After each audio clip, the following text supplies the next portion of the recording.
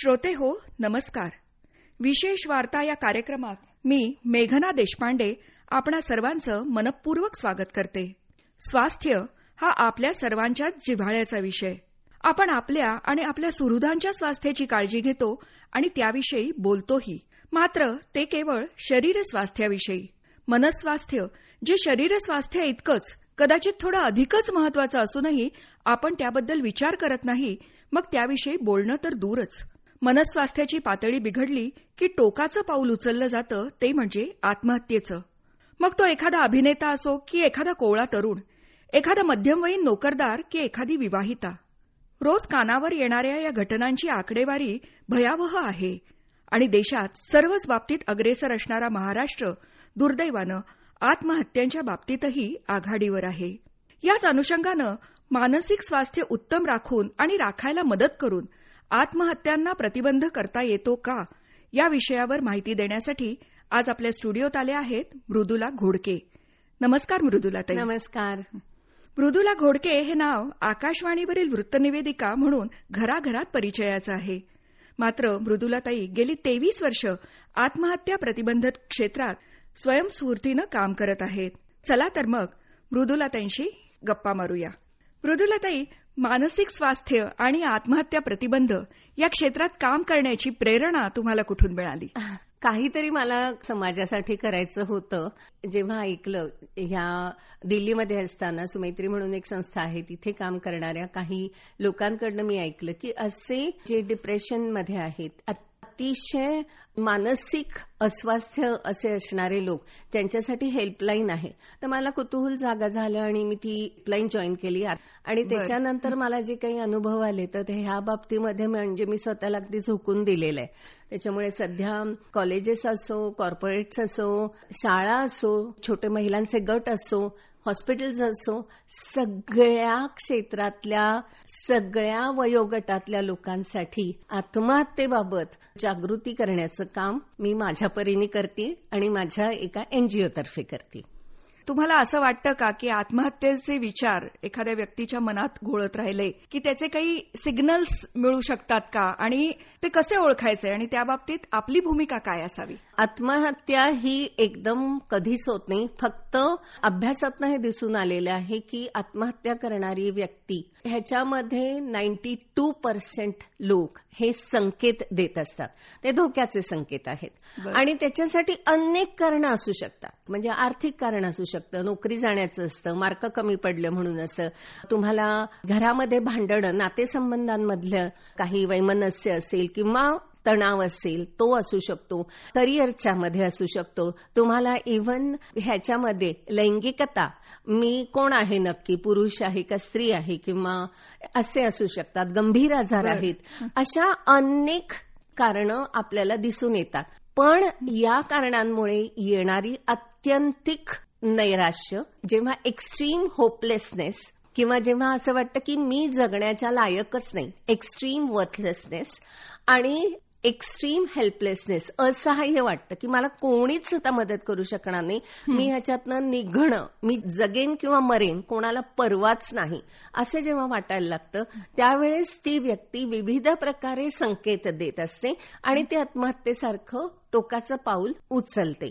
याच्यामध्ये पुन्हा अभ्यासातनं दिसून आलेलं आहे की आत्महत्या करणाऱ्या व्यक्तीला स्वतःचा जीव संपवायचा नसतो, तर स्वतःच्या वेदना संपवायच्या असतात. कारण परिस्थितीमुळे किंवा एखाद्या कारणामुळे त्याच्यातनं बाहेर पडायचा मार्ग दिसत नसतो. आणि कधी कधी नुसतंच असं त्या व्यक्तीला वाटतं की माझं बोलणं कोणीतरी नुकतं ऐकून घ्यावं. पण आपण काय करतो, जेव्हा कुठेतरी बोलायला जातो त्यावेळेस दरवेळेस आपण सल्ला देण्याचं काम खूप सहज करतो आणि त्याच्यामुळे त्या व्यक्तीची सगळीच दारं बंद होतात. म्हणजे कोणी मला समजून घेऊ शकत नाहीये, मला कोणाचाच आधार नाहीये, मला काय म्हणायचंय हे कोणाला समजत नाहीये आणि ती अतिशय निराशेच्या गर्तेत व्यक्ती जाते आणि ती आत्महत्या करण्याचा प्रयत्न करते. म्हणजे अशा अनेक केस स्टडीज आहेत. किंवा रादर आम्ही ससून हॉस्पिटलमध्ये जेव्हा जातो, ज्यांनी आत्महत्या करायचा प्रयत्न केलेला आहे, त्या व्यक्तींशी बोलतो, तेव्हा त्यांच्या कृतीबद्दल त्यांना थोडासा पस्तावा पण झालेला असतो. पुन्हा ते म्हणतात की आम्ही कदाचित हे पाऊल उचलणार नाही, हे खूप भयंकर आहे. पण हे भयंकर पाऊल उचलण्याच्या मागची कारणं सुद्धा तेवढीच गंभीर असू शकतात. पण मग तुम्हाला असं वाटतं का की सहवेदना दाखवल्यामुळे यात फरक पडू शकेल, पण सल्ला देण्याचं काम आपण करतो, पण कुठे ना कुठेतरी संवाद साधण्यासाठी ते सल्ला देण्याची सुरुवात करावीच लागेल ना. सल्ला देऊन संवाद साधता येणार नाही, कारण मला जर सल्ला नको आहे, मला फक्त माझं बोलणं ऐकून घ्यायचं. कारण बहुतेक वेळा मी जसं सांगितलं की ज्या व्यक्ती अतिशय मानसिक तणावामध्ये आहेत आणि त्या आमच्याकडे येतात, त्या व्यक्तींना माहिती नसतं का आपण लहानपणापासून सल्लेच ऐकलेले आहेत. कोणी मला जर सांगितलं की नाही मला हे काही बरं वाटत आहे, माझं काय असतं बोलण्याचं हे की त्या व्यक्तीला बरं वाटावं अशी माझी इच्छा असते. आणि म्हणून मी काही नाही का पिक्चर टाक मस्तपैकी, नाहीतर सोड ना, हे असले काहीतरी विचार करायचे नाहीत. असले विचार करायचे नाहीत हा सल्ला देऊन त्या व्यक्तीच्या मनातले विचार जाणार आहेत का? जाणार नाहीत. कदाचित तो विचारांचा जो काही बोजा ती व्यक्तीच्या मनावर आहे तो हलका झाला तर तिला कदाचित ती योग्य तऱ्हेने लॉजिकली तार्किकरित्या ती तर्कसंगत विचार करू शकते आणि मग आपल्या आयुष्याच्या बाबतीत निर्णय घेऊ शकते. सिंपल गोष्ट आहे, आपण प्रेशर कुकर पाहिलेलं आहे. प्रेशर कुकरची जर शिट्टी वाजली नाही तर ते अन्न ते शिजायचं बाजूला राहू दे, तो प्रेशर कुकर स्फोट होऊ शकतो त्याचा. सेम आपल्या मनाचंही असं आहे, जर आपण ती शिट्टी वाजवली नाही, ती वाफ जाऊ दिली नाही, तो जो दबाव ताण आहे तो कमी केला नाही, तर आपली पण स्थिती अशी होऊ शकते. हे प्रत्येकाच्या वागण्यातनं दिसतं. तणाव हा प्रत्येकाला आहे, अगदी लहान मुलांना सुद्धा येतात. मग आजची जीवनशैली त्याला कारणीभूत असेल, मेंदूतील रासायनिक बदल कदाचित त्याला कारणीभूत असू शकतात. अगदी मी एखादी गोष्ट बघते, मग माझे विचार सुरू होतात, माझ्या विचारानंतर ती भावना होते आणि मग भावनेचं माझ्या कृतीमध्ये परिवर्तन होतं. आता एखाद्या विद्यार्थ्याचं आपण उदाहरण घेऊयात. त्या विद्यार्थ्याला करिअर घडवायचंय, करिअरमध्ये त्याला अभ्यास करायचाय, पण अभ्यासाची पुरेशी साधनं नाहीयेत. त्या विद्यार्थ्याला जे काही मांडायचं असतं ते कदाचित त्याला धैर्य होत नाही आपल्या प्रोफेसरला किंवा टीचर्सना विचारायचं.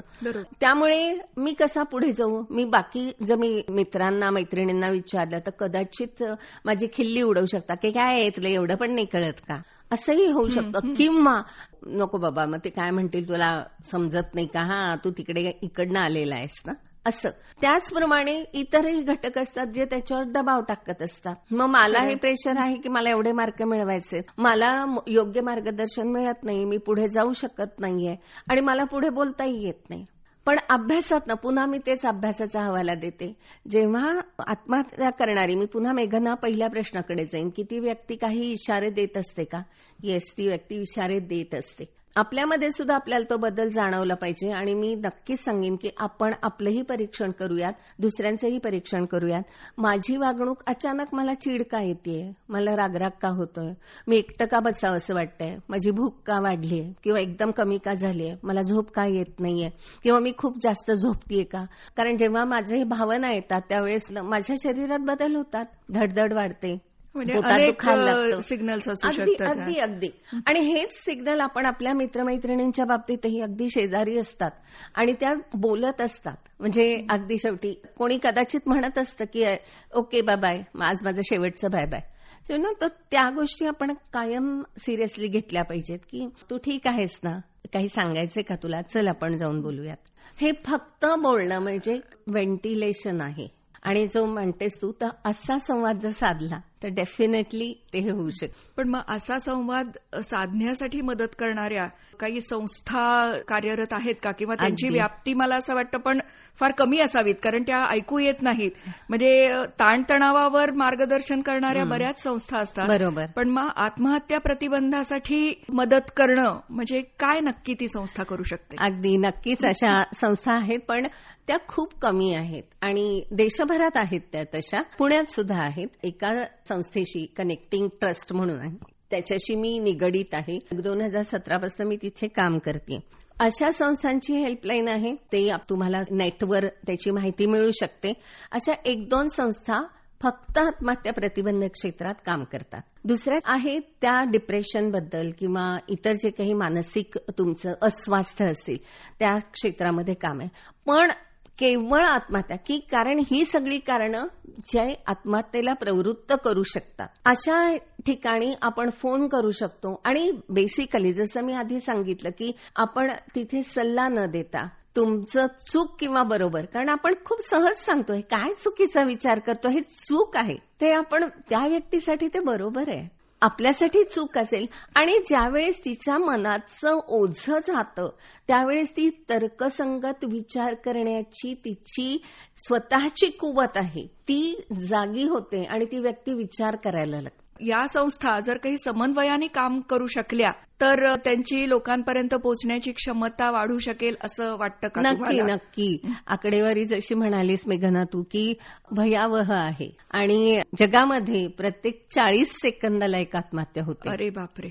भारतामध्ये 2022 मध्ये किंवा कोविडचा जो काळ होता त्या काळामध्ये कोविडनी 1.5 लाखापेक्षा जास्त मृत्यू झाले. खरंय. आणि त्याच काळामध्ये आत्महत्येने झालेले मृत्यू 1,71,000 आहेत. अरे बापरे. त्याच काळामध्ये म्हणजे 2018च्या तुलनेमध्ये ह्याच्यामध्ये 27% वाढ झालेली आहे देशात. दुर्दैवाची गोष्ट म्हणजे महाराष्ट्र ही आत्महत्येची राजधानी बनत चाललेली आहे.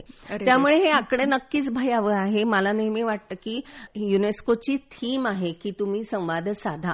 संवाद साधायची, कारण 10 सप्टेंबर हा आत्महत्या प्रतिबंध दिवस म्हणून पाळला जातो पूर्ण देशामध्ये. आणि तिथे त्याच्यासाठी म्हणून आपण जशी पोलिओची लसीकरणाची मोहीम राबवलेली होती पूर्ण जगभरामध्ये, आपण दुसरी HIV एड्स बाबत आणि ह्या लढाया आपण जिंकलेल्या आहेत, तशीच आत्महत्येबाबत जागरूकता करणं, आत्महत्येच्या विचारांबाबत.